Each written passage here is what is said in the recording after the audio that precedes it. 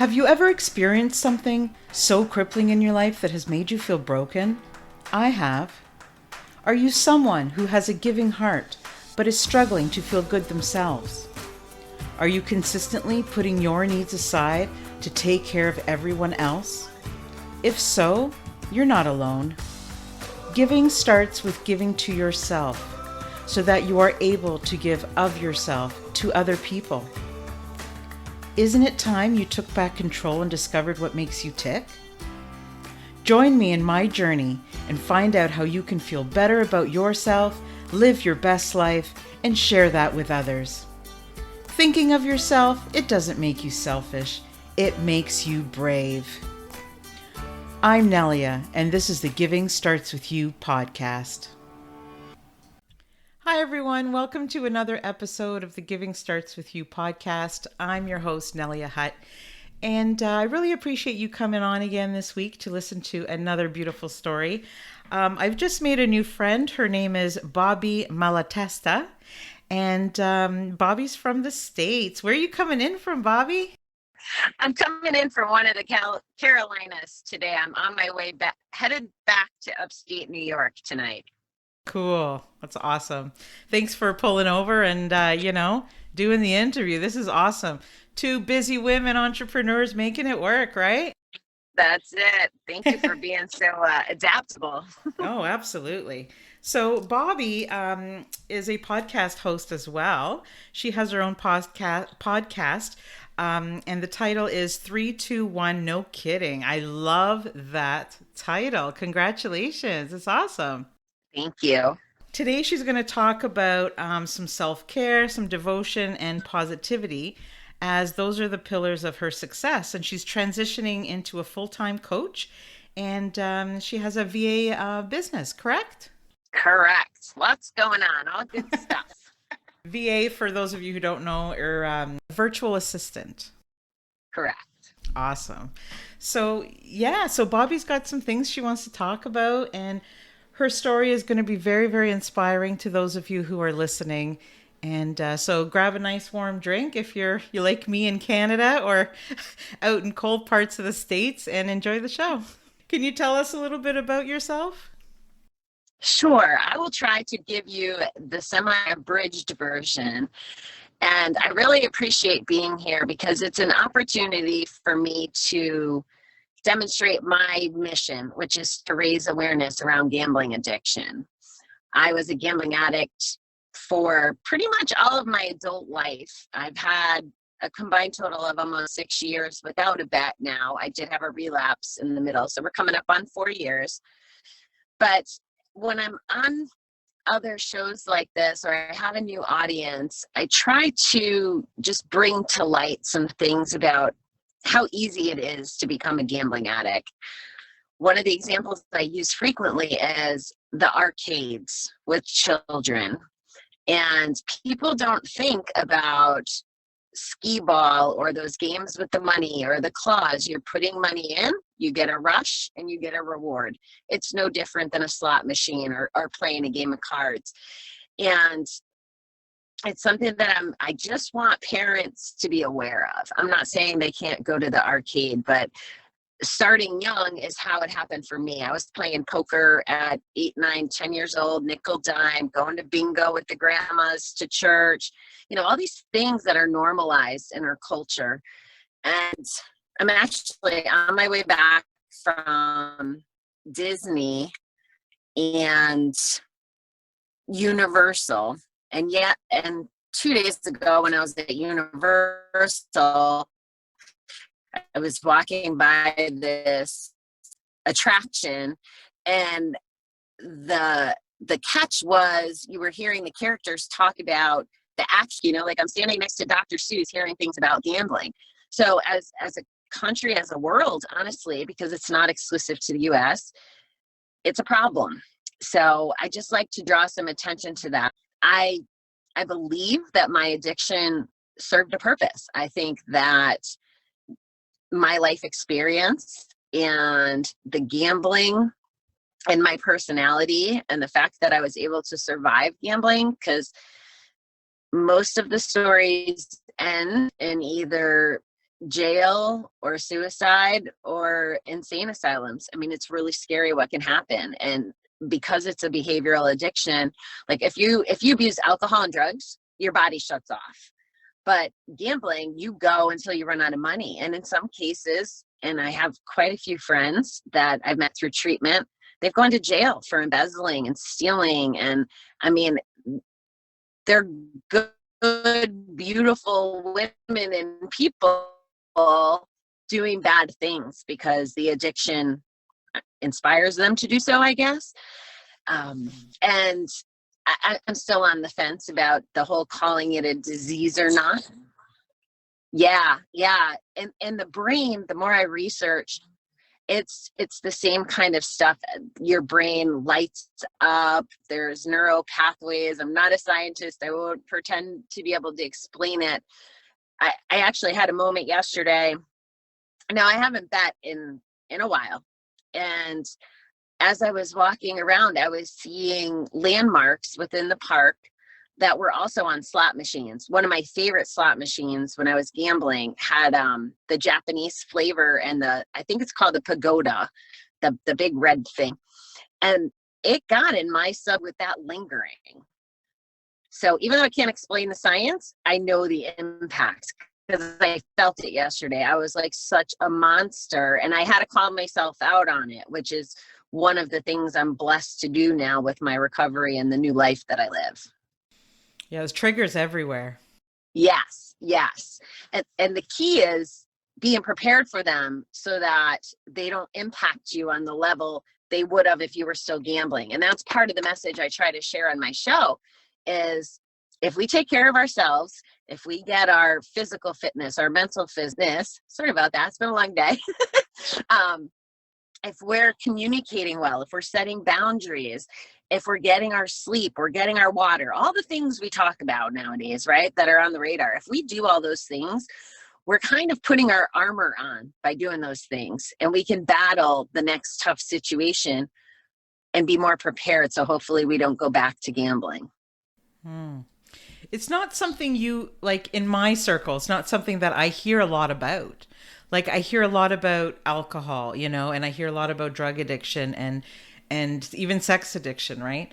But I don't really hear that much about gambling addiction, to be honest. I think, like you said, it's not like you can't see it in a physical way. So probably it's a lot more easy to hide. Is that true? 100%, 100%. We actually tend to refer to ourselves as compulsive liars as well as gamblers because everything in your life is a lie when you're gambling. When you cross that line, not the normal, I'm going to a casino on a Friday night with my $20 and most people get upset. The people who aren't compulsive gamblers get upset about losing that $20. So I'm not talking about those people. I'm talking about those of us that when we have a fight with the guy or a stressful day at work or whatever it is, it's when we go and we hide there and we tune everything out because we're just lost in the bet.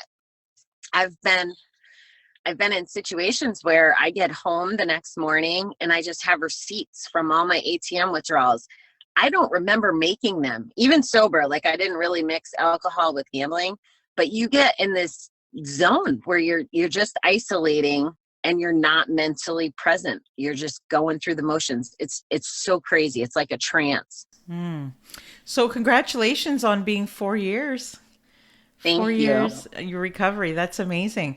So how long would you say was your journey with gambling addiction? Well, like I said, I started young. One of the stories I've shared has been when I was like 18 or 19. I had a pretty good job. I was a floral manager and in a supermarket, and I was making $13 an hour, which was, like a ton of money back then. Yes. And here in the States, we have what's called income tax checks. So the refund from the federal government was like over $300. And I drove right to the casino, even though I was underage. So I essentially was risking getting arrested. And I gambled away this whole $300. And that was the most money I'd seen in the world up until that point, And when I was in my early 20s, I won a car at Oh, bingo. wow.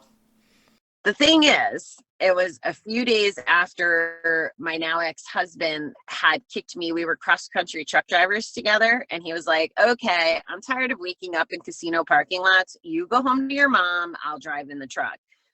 And within 2 days, I was at the casino playing bingo. And when I called him to celebrate, I was like, do I take the car or the money? Because I had a choice. Oh, And he goes, are you at the bleep bleep casino? And I was like, yeah, you're supposed to be happy. But he wasn't happy because I was destroying our life. I had no business being there. And once you have a big win, you're chasing it. You think you're going to get it again. You're lucky. And those who don't have it think they're due for it. So it's lose yes. no matter how you do it. So I continued gambling until 2013. I had relocated to the Midwest here for my dream job. I wanted to be director of floral, and I got the job a year ahead of schedule. And the first month I was there, I lost all my money, my rent money, my relocation money, all of it. And I sat in a Dunkin' Donuts parking lot. It would have been Tim Hortons if I was in Canada. Yes. But I sat in a Dunkin' Donuts parking lot calling the credit card company saying, you're going to want hundreds of dollars from me, and I don't have it. I don't know what I'm supposed to do. Ended up getting into the Gamblers Anonymous program in the Midwest, had a really good community there. Oh, good. And in hindsight, I know now that I hadn't done all the work. Like, I was going to meetings and I thought I was doing what I needed to do, but I still wasn't doing the deep work. On my show, I refer to it as a bucket. Like, it's a bucket of negativity. And until we scoop out all that negativity, there's not much room for the positivity. And that positivity is the armor for those situations, right? So I hadn't started sifting through all that the first time. And I ended up in rehab in March of 2017. And that's when, so next year in March will be my 4 years officially. But I went to rehab, and I've never been to jail. I've been to summer camp, and this was kind of like a combination of the two. But you lose all your freedom. And I'm a pretty independent person. So I signed myself in, which a lot of people either go because of, like, one of my greatest friends, he was suicidal, and he went from the psych ward right into treatment. And you're either in that place or your friends and family push you to go. But I had just had enough. Like, I was risking everything. If I wasn't gambling, I was drinking. If I lost, I'd went to the bar afterwards. It was just really It's consuming. Yeah, I don't really remember much of 2016. My sweet 16-year-old niece was showing me pictures of her during that time. I didn't know who she was. Like, I was like, who's in those pictures? So it was really pretty bad. And then in treatment, I started doing the digging. It took me till almost the end of my stay, and then it was like massive meltdown. I'm not a fan of being vulnerable, and the floodgates started to open while I was there. Yeah, the hard work comes when you let that out, right? If I can ask you a question, don't feel like you need to answer, but when I speak to somebody who's addicted to drugs or alcohol, usually that is the consequence of the problem. With, there's something that starts it, right? And we do those things to numb the pain.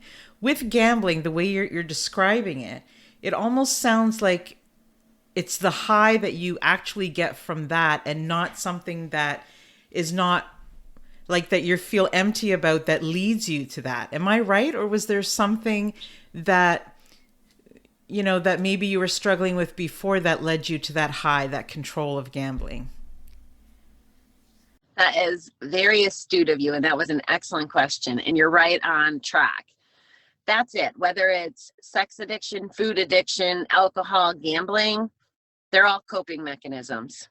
And that's it. It's to numb whatever we don't want to deal with, as a general rule. This is what I believe. And this has been my experience. And this last year with COVID and then circumstance in my life, I had a breakup. I went to Asia in January. I was traveling and I came back, and my biological father and his mother both died within the same week. Oh no. And I was estranged from him because he was an alcoholic, but I had to throw the funeral because I was next of kin. And the trip I was on was a sober trip, and I was too scared to drink because I didn't want to text the guy, and the biological had died from cirrhosis, and like there was just, it was the perfect storm this year. And then as we went through COVID, and I'm not saying this for sympathy or anything like that, but as we went through COVID, I lost someone every single month for like the first 6 months, and it wasn't all COVID, but a lot of death. One of my friends died from cancer. It was just on and on and on.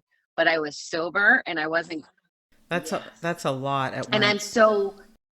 It was that it happened the way it did because I had to feel. I had to work through it. I didn't go back to the alcohol. I didn't go back to the gambling. So I had to. I'm on the other side of all that stuff. And where my mentality is today is I can see that everything that's ever happened in my life, good, bad, or ugly, was for a reason.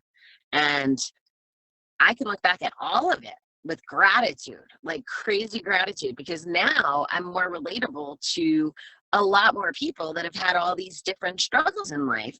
And because I'm outgoing and have a big mouth and will do whatever, I can get the message out, and I can be there for people, and I can serve people in a much better way. And I've become a better person. I'm very self-aware.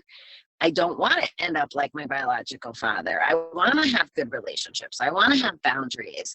I figured out my value and my worth in life. Like, I did a lot of mindset training around the financials, right? Because how I perceive money as a gambler is different than how most people perceive money. And a lot of it, I believe, after doing the work this year, stems back to not having money as a kid, blaming my father for that. The men I chose not treating me like the way I should have been treated because I didn't understand that I had worth or value. I thought that everybody was like, and I hate saying it sounds so cliche, like daddy issues. And I'm not blaming him for everything. He was sick too, right? Like that's why he was drinking and popping pills and doing his thing. So I'm just grateful because even all the bad decisions I made with men, and my ex-husband is not one of them. He was wonderful and still is. I'm still friends with all of them. Like I have better relationships now. I have a fulfilling life. I know exactly what I want, and I do exactly what I want when I want it. Hence being in a car right now. That's awesome. So it's true. Like I keep hearing over and over from different people with different stories and different beliefs that you do have to hit rock bottom before you can turn things around. Despite having people around you that want to help you or whatever, if you're not ready, you're just not ready. You're not going to do it for yourself. And I think until you decide that you need to do it for you, that's when things are going to change. You're spot on again. You're good at this. We all deal with our things, right? If it's not addiction, it's something else, or self-loathing or whatever it is. And it's true. I've been in places where it feels so horrible that you just don't know enough to ask for help sometimes. And it's not until you kind of just look at yourself in the mirror or something happens where you're just like, wow, I'm so tired of being tired. I'm so tired of, feeling this way about myself. And who's going to help me? Like, could be a lot of people. There could be 100 people sitting here wanting to do an intervention or something. But until you want to do it, and it's hard. It's bad to say, but it's true, It's sort of like you're stuck. You're stuck between not wanting to be where you're at, but still wanting to get that high, and then turning around and being miserable because the high is just not enough, and then hating the fact that it's just a blame, right? So how do you feel about, what's your relationship like with money now? I think I have a very big dream, and I need a lot of money to make it happen. I want to build recovery playgrounds and like halfway houses for Love it. people in addiction. Yeah, that need to start over. So I want to give them a home and a job and all of that. So now I view money as a tool for my Beautiful. dream, right? I need to make a lot of it, but it's not because I need the next iPhone or best car. I don't care about any of that. I'm pretty minimalist, and I've always been that way. I've just like people laugh at me because I don't even know who these name brands are they talk about. Like, I'm like, oh, that's a clothes? Like, guys can educate me better than I know.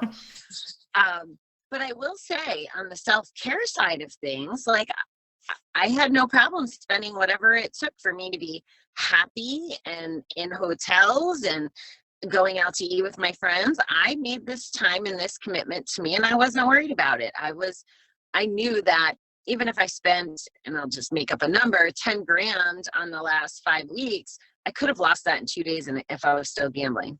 You know, we calculated it in rehab, and my estimated loss was over $1 million through my life. So money's just not that important to me. And people don't understand that. Like, it's a lot of people need it for security. And to feel better about themselves. Like a lot of people associate their worth with what they make. And, you know, I keep saying this over and over, but some of the richest people I've met are people who have nothing, you know? Yes. I just turned down the most money I've ever been offered yesterday, and I feel amazing about it. I know that it would stress me out. It would screw up my self-care routine, and that I wasn't going to be appreciated. And I was not going to take that risk for my mental space, because then I don't have the time to serve. I don't have the time to work on me. And it wasn't about money. You know, I wanted to help, but it wasn't a good fit. So I'll take being a new entrepreneur over a corporate worker anymore. For me, that's what works. Yeah, congratulations on leaving your full-time job. That's amazing. Way to go. Thank you. Yeah, it felt good. It was a great job. Like, when I got out of rehab, I relocated back to New York, and it definitely helped me progress the last few years, and it taught me so many things. My favorite things that it taught me is how not to treat my team. Like, I want to know what my team thinks, and I value their opinion, and I value their quality time and their self-care time and their family time. And I will do everything in my power to protect my people in the way I wanted to be protected. Do you still have the same circle of friends that you did back then? I have to ask, are you familiar? Are you with the 12-step programs? Nope. Do you have any exposure to 12-step programs? Not really, no. Like Gamblers Anonymous? No. Your questions are very in tune to things they teach. So that's why I was asking. So just by experience of listening to people, you know, and listening to their stories. And I've spoken with a lot of people and learned through them. But personally, no, I haven't. I know a little bit about, there's a group called Children of Adult Alcoholics. So I know a little bit about that, but not with the specific programs, no. Wow. Well, you're very wise. Oh. So your question was about friends, keeping the same circle of people and stuff in your life. And in the program, we're taught that we might not be able to do that, right? Because they could be triggers, as we talked about earlier. This is another thing I'm super grateful for, is there's people that I gambled with, like played poker with every weekend, that still love and support my recovery. And I'm starting to see the unconditional love that I have with the people in my life. I've never been anybody I've come clean to.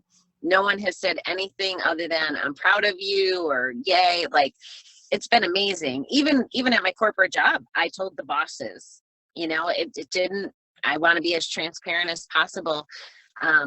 So we don't necessarily run the same, like we won't go to the casino, obviously, and people support me that way. And there was the other point I wanted to make is I also feel Like, so you know how there's faith-based entrepreneurs? I want to open a category called recovery based entrepreneurs. So I want people in this space to be able to not fall into the same old 12-step programs. If that works for someone, great. But I don't want the judgment and the stigma and all that stuff around it. I want to help set the tone for change and whatever works for different people, whether it's books or podcasts or church, whatever it is. Mm-hmm. I want everybody to know whatever their way is the right way, as long as they're working on it. Yeah, and you don't have to be, I think that's great. You don't have to have gambling addiction. You can insert any type of, addiction in there. You can, the principles I think are the same. The principles of being okay with who you are without that. Yes, you're 100% right. I just started dabbling a little bit more.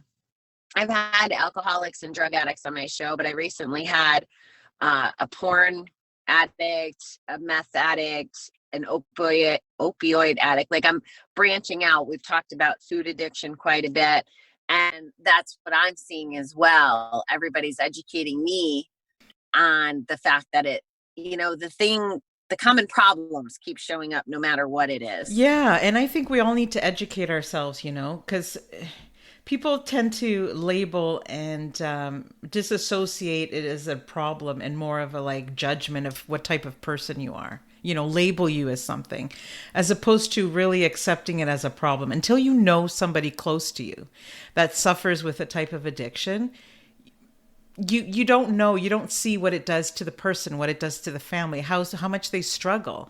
We just, oh yeah, she's addicted to drugs or whatever, like they must come from a bad home, And 99% of the people that I've been interviewing, they come from a loving family, and it has nothing to do with what people think.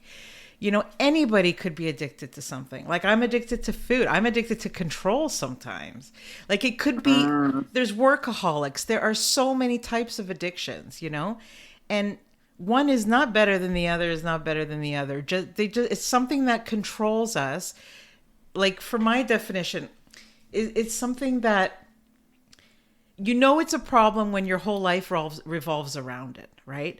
It's a problem when you make your decisions based on that. Like, I don't have an addiction, but I have anxiety. So I know when it got bad because the way I lived my life and what I decided to do or not do was based on my reaction of how, was I going to have a panic attack? Was I going to, you isolate and you avoid things. If you're avoiding things and you're making decisions in your life with that thought in front all the time, then you have a problem. No matter if it's severe depression or it's gambling or sex addiction or whatever, that's when it's controlling you. Yeah, that's a great way of simplifying it. It doesn't have to be a homeless person with a needle in their arm. That's just not the way it works. There's so many CEOs that are addicted to so many things, and there's so many different levels of, and I just really wish that people would stop labeling. Like, we help a lot of the homeless people here in our town, and, people are like, well, yeah, but, maybe they don't want to help them. It's like, if you're not, don't be ignorant. Like, if you're not educated, like I always say on this podcast, if you could be the one person that helps that person rather than puts them down, be that. If you're listening and you don't have a problem with these things, great. But if you're not doing anything to help a friend, you're just as bad. You're not helping either, right? So I love that you've come so far. Congratulations. It's a lot of hard work, I'm sure. It's definitely daily efforts. And I have to thank my listeners for being there for me every day. I feel like I'm in my own Gamblers Anonymous meeting, or, I do the readings. It starts my day off, right, where I have to think about my recovery as well as practicing what I preach. Yeah. Like, that's a huge thing. And it's the standard between trying to be a good example for Kai and this practice what I preach. If I tell you to do the work and to go do the hard stuff, I have to do it too. And I've documented that in some of the cases, and it's powerful. It's been powerful. Yeah, and it's okay to come on and say, hey guys, to your listeners, I'm having a hard day. Like if you're having a hard day, join the club. You don't always have to come on and be like, today's the best day and have fake life and all these things. Like I think it's great that your show is not just about gambling as well. It's just about perseverance and just doing the best you can, right? With Well, thank you. so what does your life look like now?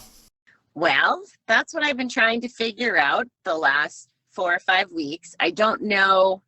I feel so free, to be completely honest. It's pretty freeing at the moment. I have to figure out what it's going to look like now. How do I incorporate my classes and my clients and my work? My last industry, I knew the routine. So I have to go back and build a routine. But it's so nice to know, like, I can go to Zumba on Tuesday mornings. I don't have to go to the office. I get to go back and one of my intentions is I'm going to call every single client that we have on the virtual assistant side and check in with them because we are a new business. Make sure that we're giving them everything they need. So you mentioned that you're writing a book. I'm working on two myself, Awesome. co-authoring with a bunch of girls, and then one started as kind of a way to heal from the guy, but I kind of got over him. So I got to revisit it. I may be starting from scratch, or it just may have a happy ending now that we're friends again. So there's a lot of things, but winter's coming. So for me, I will go hunker down, like I'll be off the grid. I did my socializing. Like I'm very good at bucketing things. Good. So now it's time to hibernate for the winter and focus on the businesses.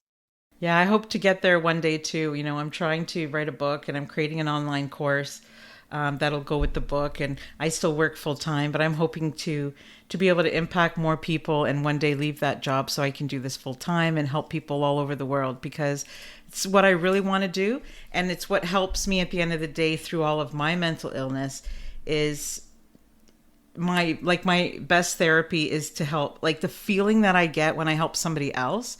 That's my therapy right there. Nothing makes me feel like that. It's like that fuzzy feeling that I can't get through drinking. I can't get through anything. And that's what I want to do too. But it's funny when people say, because somebody explained it to me this way. It's weird when you're an adult and you're taking orders from an adult that's your boss.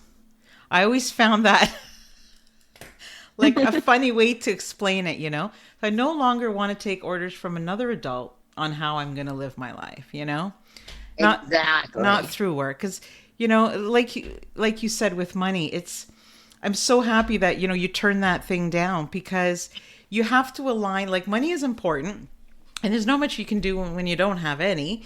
But you have to align it with your purpose and with your heart. If you don't, it won't matter what you're. I would rather make $500, but know that I can impact and donate some of that to somebody than make $1,000 and just buy something that I don't even need with it. If I can give some of that back, right? So it's not about how much you have. It's about, I think, having enough that you can give some of it away. Exactly. And that's what's kind of funny because a lot of people don't understand my position on this. Like my mother cried when she found out I gave up my job. It was a good job, but I can make six figures every year all the time. But that doesn't get me to the millions I need to break ground on my construction and my dreams. So I got to figure out how to make more money, not because, again, that I need things. I just need to be able to set it up. I can't help people if I don't have it. That's why a tool is the best way to describe it, I think, for me. Yeah, do some Yeah. fundraising, girl. I love your idea. You got to get some people behind you. I would love to see that come to like reality. That's going to be amazing. I love when people take their struggles and turn it into helping other people with the same thing because it means so much more too to the person you're helping. Because if you haven't been through it and you don't know the pains and then you go to help somebody, they're like, well, why should I take your advice? Because I've been there. It makes it so Right. much more real. And I think it helps people more in the end than it's for somebody that hasn't really been through what they're trying to teach. Exactly. That's a good point. I wish you all the best with that, though. I think it's going to be incredible. So it's sort of that what you're calling it is the recovery safe entrepreneur space. Is that what you were calling it? The recovery playground. Playground. Sorry. And yeah, the recovery playground. So essentially, it's a place.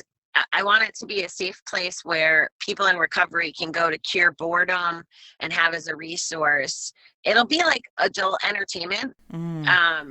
Not in the way that those two words sound together, but it's really hard to explain that way. But if you can picture going somewhere where there's a pool table, like we have pool leagues and dart leagues, right? But they're all in a bar. So I want to offer things like that keep people taking care of themselves with the things I believe in. That's awesome. It sounds like you want to build a community of sort of like a rec center for adults. Yeah. Like, yeah, something cool. Build a community where people don't have to go through it alone, where they're around people who are struggling right side with them, but who are celebrating their wins with them too, right? You need that. Yes. And when you're around maybe friends that don't understand, you can't really get that sense of belonging like you can in a community of like-minded people. Exactly. I'm going to tell you a secret, since I know that this won't launch until after the first of the year. So I've already made the announcement. But what I'm going to declare next year is I'm going to figure out how to make $1 million next year, because I've lost $1 million gambling, right? And I want to raise $1 million. And like you mentioned, having people in my corner, I could probably go to an investor. I believe that my idea is so good that investors would invest today. But I don't want to do that. I want to show the gamblers that you can start from being in the hole and like do the Rocky version of the story. And I want to raise the money myself. And I'm going to document the whole journey through social media and my shows. So yeah, so I'm going to figure it out, because I look at it as every business is basically just solving a problem, right? So if we figure out the solution, then we make money or income or whatever. And if that doesn't work, we try something new. So I think that anything is possible now that I have that attitude. I love it. Good for you. I'm so proud of you. And you know what the best part of the story is? What's that? That when you do make, because I believe that you'll do it, when you do make the $1 million, that you're going to put it toward this project, that you're not going to gamble it away. That's the most special part of this whole story. I like that. Thank you for calling that out. It's a daily struggle, like alcohol, like anything, right? So if you can keep that, yes. And it, sometimes we dream about things that seem so far-fetched to other people, but we know that we can turn those dreams into something. You have to believe it and work your butt off. But it doesn't feel like work when you know it's on the other side. Like if this is what you're passionate about, you're going to do it. You're going to get it done. No matter if people tell you you're crazy or you're aiming too high, or we all have the mothers that are like cringing when we lose their jobs or whatever. Well, that's why I want to document it, is I want to show people how to navigate life in that. Oh, the point of documenting the journey, the way goals are attainable, no matter how big they are, and that it just takes the work. And I'm going to show them the fails. I'm going to show them the wins, and I'm just going to talk everybody through it so that they can see. And I'll be spreading the word about gambling addiction in the meanwhile. So it's that's what my road trip gave me, was that clarity on how to execute my plan. And that's what I'm going to do. And I can see when the world is a little bit more social, I can see you doing like a talk like at the school, or like just sharing your message in schools as well, because you said a lot of the prime for you was in your young years.